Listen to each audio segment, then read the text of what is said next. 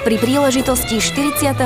výročia založenia folklórneho súboru Vranovčan sa súbor predstavil nevšedným tanečným divadlom s názvom Čierno-biely svet.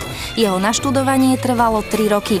V programe sa okrem hudby, tanca a spevu objavujú aj mimoriadne dobre zvládnuté činoherné prvky a celkový dojem dotvára aj zaujímavá videoprojekcia. Ďakujem veľmi pekne všetkým svojim tanečníkom, spevákom, muzikantom, boli úžasní, naozaj klobúk dole. Ďakujem, som hrdý na to, že mám taký kolektív. Všetci sme hrdí na to, že tancujeme práve vo folklórnom súbore Vranovčan. Lebo kto je súborista, ja som to vravela pred 5 rokmi, to je choroba.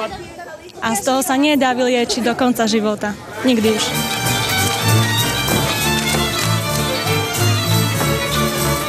Tento program bol niečo úplne, čo sme hrali doteraz, ale dobrá skúsenosť a dobrý smer do budúcna. Rozdiel v cigánskom tance a gadžovskom je veľmi veľký. Od držania cez celkové, čo ja viem, točenie napríklad, držanie tela tam je základné, lebo gadžové oni boli proste frajeri, vyrovnaní a cigáni taký nižší a tak. No čo aj ten celkový rytmus a tak. Podľa mňa cigáni sú rytmicky na tom lepšie.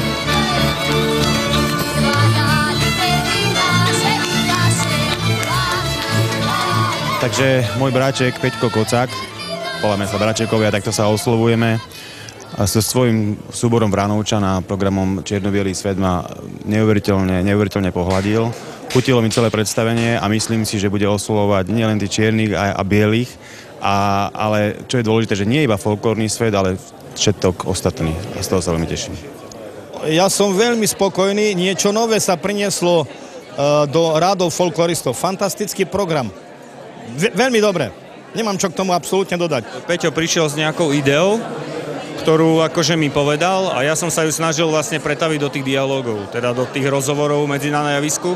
No a potom som sa snažil pracovať s nimi po tej hereckej stránke, v tých hereckých častiach, nie v tých choreografických alebo tanečných, aby to teda akože malo tú úroveň, aby to držalo tú kvalitu, ktorú má Vranovčan tanečnú, aby sa presunulo aj do tej dialógovej, teda hereckej divadelnej časti.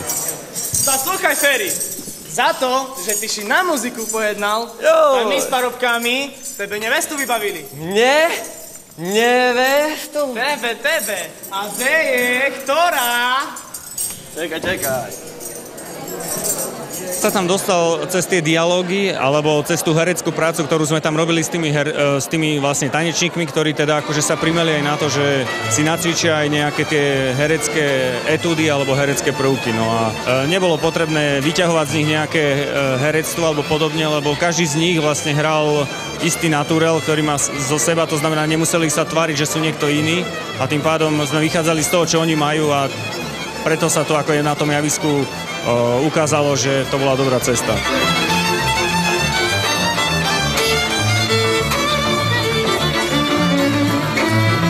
Pekný večer, nádherný. Ja si myslím, že to je nádherné, že sa mladá partia alebo mladá generácia hľadá, pokúša sa nájsť inú výpoveď. A tento príbeh, čo urobili, je veľmi pekný, pekne zatancovaný, netrápi človeka a myslím si, že to je jedna z možných ciest týchto súborov, že aj takýto žáner, ktorý je veľmi náročný, sa dá priniesť na scénu. Veľmi sa mi páčilo, že použili vlastne piesne a muziku, ktorá nie je veľmi často frekventovaná v práci súborov a skupinách.